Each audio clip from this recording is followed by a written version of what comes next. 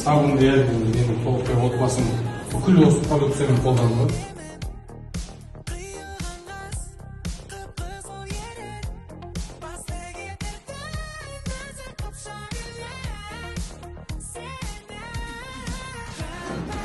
Енді сіздердің компанияларыңызға осындай кішігірім сіздердің тақырыптарыңызға сай әдемі жылқылар біздің президент.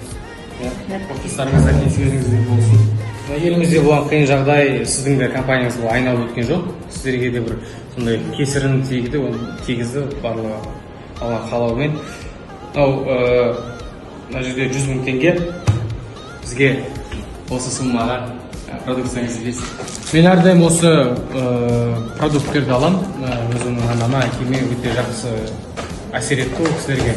Сабындар үйде кішкентайларға, сондықтан қазір тағы да үйге алып барады. Берекелі болсын компанияларыңыз, осындай қиын кезеңдерден бірге өтеміз, ел болып өсеміз деген ойдамын. Тек қана жақсылық болсын, қайыр болсын. Рахмет. Қазақ денсаулық жасай берсін, ауырмаңыздар.